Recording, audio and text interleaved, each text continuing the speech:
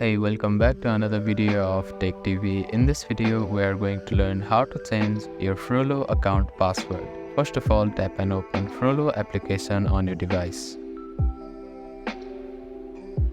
Now click on Next button, or you can also skip it from the top right corner of your screen. After that, click on Sign In button. Now you can see Reset link on the middle of your screen. You cannot change your password on your Frollo account. You need to reset your password to change it. Now click on Reset button. Type in your email address on this field. Now click on Reset Password button. After that, you will get an email address to reset your password.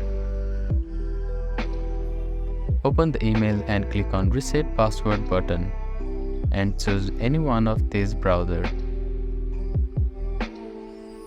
Now type in your new password here. Again, type the password on this field. After that, click on Change Password button. Now your password has been changed here. After that, log in into your account using your new password.